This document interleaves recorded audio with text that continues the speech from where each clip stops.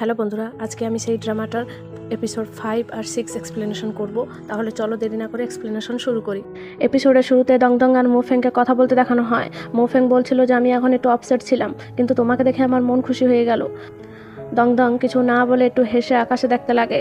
তখন মোফেং নিজের কোটটা খুলে দংদংকে পরিয়ে বলে, এতে আর তোমাকে ঠান্ডা লাগবে না, বসে দেখতে থাকো। দংদং বারণ করে কোটটা তাকে দেওয়ার সময় ইয়নসু তাকে কল করলে সে রং নম্বর বলে কলটাকে কেটে দেয়। মোফেং বলে, আমি কি চলে যাওয়ার আগে তোমার নামটা জানতে পারি? সে বলে, আমার নাম ফেং দংদং। মোফেং বলে, তোমার নাম নিশ্চয়ই মনে থাকবে।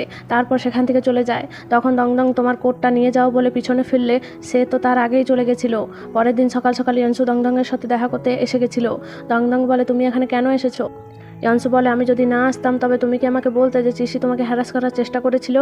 দংদং জিজ্ঞেস করে, কিন্তু তুমি এসব জানলে কিভাবে? ইয়নসু বলে, এসব আমাকে চুয়ান বলেছে। তার আর চুজির কখনো পড়ে না, আমাকে তোমার চোটটা আগে দেখাও। দংদং বলে, সেমন বেশি কিছু হয়নি। কিন্তু ইয়নসু তার হাত টেনে চোটটাকে দেখে বলে, এটাকে তুমি বলছো যে বেশি কিছু হয়নি? তখন চুজি তার হাজব্যান্ড চিশির সাথে আসে আর বলে, মিস্টার ইউন, অনেক দিন পর আপনার সাথে দেখা হলো। ইয়নসু বলে, হ্যাঁ ঠিকই বলেছো, আমি অনেক দিন হবে আসিনি, তাই হতাশ শুনতে পেয়েছি যে চিশি তার পায়ে আঘাত পেয়েছে, তাই তাকে দেখতে চলে আসলাম। চিশি বলে, মিস্টার ইউন, আমি ঠিক আছি, সেমন বেশি কিছু হয়নি। তখন চুজি দংদংয়ের কাছে এসে বলে, ও তুমিও এখানে? এখন তুমি মিস্টার ইউনেরও কাছাকাছি আসার চেষ্টা করছো? দংদং বলে, মিস চুজি, আমি এখানে চা দিতে এসেছিলাম, এবার আমি আসছি বলে সে সেখান থেকে চলে যেতে চাইলে চুজি তাকে সেখানেই থামতে বলে। তারপর তার সামনে এসে বলে, গত রাতের ম্যাটারটার ব্যাপারে আমি এখনও তোমাকে কিছু বলিনি, তাই তোমাকে বলতে চাই যে আমি আর আমার হাজব্যান্ড একে অপরকে খুব ভালোবাসি, আর কেউ আমাদের মাঝে আসতে পারবে না। এদিকে কিন্তু ইয়নসু রেগে চিসিকে জেনে জেনে সুইমিং পুলে ফেলে দেয়। চুজি তার কাছে এসে বলে, ডিয়ার, তুমি ঠিক আছো তো? চিসি বলে, প্লিজ আমাকে বাঁচাও। ইয়নসু বলে, সরি, আমার হাতটা ফিসলিয়ে গেল, বলে হেসে সেখান থেকে চলে যায়। পরে দেখানো হয় দংদং গাছে জল দিচ্ছিল, কিন্তু সে বুঝতে পারছিল না যে এতে করে সে জল দেবে কিভাবে। ইয়নসু তাকে দেখেই হেসে যাচ্ছিল, কিন্তু তখন দেখা যায় যে চুয়ান ইয়নসুর সামনে বসেছিল আর ইয়নসুর অ্যাটেনশন পাওয়ার জন্য উল্টো পাল্টো পোজ দিচ্ছিল। কিন্তু ইয়নসু তো শুধু দংদংকেই দেখতেছিল। চুয়ান তার কোটটা খুলে বলে, ইয়নসু, এই ড্রেসটা আমি দেশের সবচেয়ে ফেমাস ডিজাইনার থেকে বানিয়েছি, কেমন লাগছে এটা?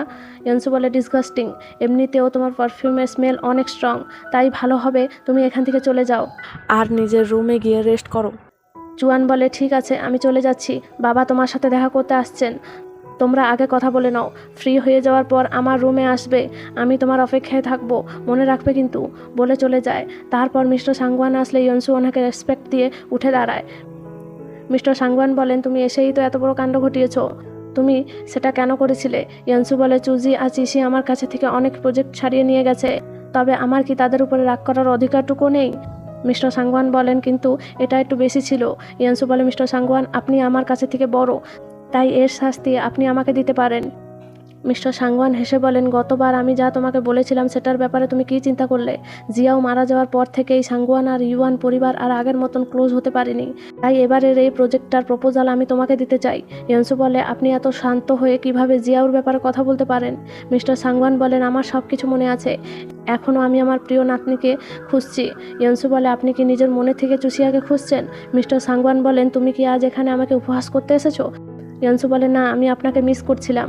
মিস্টার সাংওয়ান হেসে বলেন, তুমি শুধু তাকে দেখতে এসেছো তাই না? না হলে সারাটা সময় সে মেয়েটার দিকে চোখ কেন? তুমি আর কিছু সময় থাকতে চাইলে থাকতে পারো, বলে মিস্টার সাংওয়ান সেখান থেকে চলে যান। তারপর ইয়নসু দংদংয়ের পিছনে এসে বলে, ভালোভাবে কাজ করো, না হলে তোমার বেতন কাটা হবে। দংদং বলে, তুমি ভিতরে যা সব বলেছিলে আমি সব কিছু শুনেছি, তুমি আমার নাম শুনেই এইভাবে রেগে গেলে সবাইরা জেনে যাবে যে তুমি আমার ব্যাপারে কিছু জানো। তুমি তো বলেছিলে যে আমাদেরকে দূরে থাকতে হবে, না হলে সবাইরা সন্দেহ করবে। ইয়নসু তো এখন মজা করার মুডে ছিল, তাই সে দংদংয়ের কাছে এসে বলে, দূরে থাকার কথাটা তুমি বলেছিলে, আমি তো কখনোই বলিনি। তখন দংদং ইয়নসুর হাতে একটা চকলেট ধরিয়ে থ্যাংক ইউ বলে চিশির থেকে বদলা নেওয়ার জন্য। তখন ইয়নসুর পুরনো কথা মনে পড়ে যায় যে সেও দংদংকে এইভাবে চকলেটটা দিয়ে বলেছিল, চিন্তা করো না, সব ঠিক হয়ে যাবে। দংদং চলে যাওয়ার পর ইয়নসু সে চকলেটটাকে খেয়ে মনে মনে হাসতে লাগে। এদিকে কিন্তু চুয়ান আর চুজি তারা সব কথা শুনছিল। পরে তারা দুজন একসাথে রুমে আসলে ইয়নসু তাকে জিজ্ঞেস করে যে তুমি কি আমাকে দেবে না? দংদং বলে, নিশ্চয়ই, তুমি আমার সাথে চলো। এদের মাঝে এখন কী চলছিল সেটা তো পরে জানা পড়ে যাবে, কিন্তু এখনও এরা দুজন তাদের উপর নজর রেখেছিল। চুয়ান অনেক রেগেছিল ইয়নসুর কাছাকাছি দংদংকে দেখে। সে বলে, এই মেয়েটার এত সাহস। চুজি বলে, একে মারতে বেশি সময়ও লাগবে না, 10টা রাতে তৃতীয় তলায় নিয়ে তার মজা বুঝতে হবে। এদিকে মিস্টার সাংগুয়ানের দংদংয়ের উপরে সন্দেহ হয়ে গেছিল, তাই সে ওনার অ্যাসিস্ট্যান্টকে তার ব্যাপারে খোঁজ করতে বলে দিয়েছিলেন। তার অ্যাসিস্ট্যান্ট এসে বলেন তার নাম ফেং দংদং। 15 বছর আগে হেডি ওয়েস্ট রোডে থেকে তাকে একটা ফ্যামিলি দত্তক নিয়েছিল। এটা শুনে মিস্টার সাংগুয়ান অবাক হন। এদিকে দংদংকে চুজি আর চুয়ান ছাতে নিয়ে এসেছিল। দংদং ভয়তে বলছিল যে মিস চুজি আর মিস চুয়ান, আপনারা কি করছেন? তারা দংদংয়ের কিছু ক্ষতি করার আগেই মিস্টার সাংগুয়ান এসে বলেন তোমরা দুজন কি করছো এখানে। এটা শুনেই তারা দুজন সেখান থেকে পালিয়ে যায়।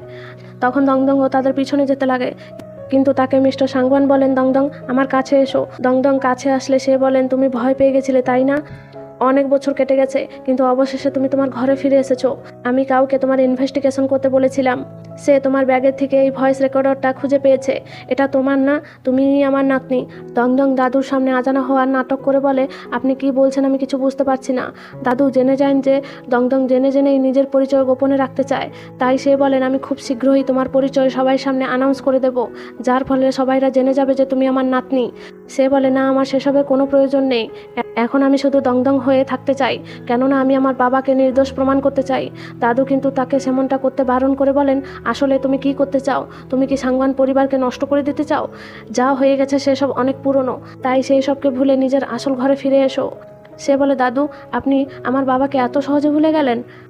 আপনি একবার হলেও ওনাকে নির্দোষ প্রমাণ করার জন্য চেষ্টা পর্যন্তও করলেন না।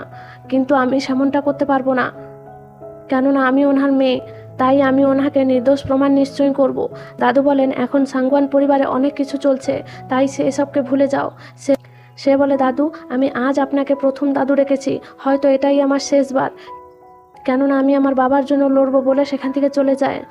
আর এখানে এই দুটো এপিসোড শেষ হয়। এর পরের এপিসোডগুলো আরও ইন্টারেস্টিং হবে, তাই তোমরা এখনও চ্যানেলকে সাবস্ক্রাইব না করে থাকলে তাড়াতাড়ি করে নিও। পাশে থাকা বেল আইকনটা অবশ্যই প্রেস করে নিও, যার ফলে ভিডিও দেওয়ার সাথে সাথেই তোমরা তার নোটিফিকেশনটা পেয়ে যাবে। আর আজকের পার্ট তোমাদেরকে কেমন লেগেছে কমেন্ট করে অবশ্যই জানাবে। Thank you.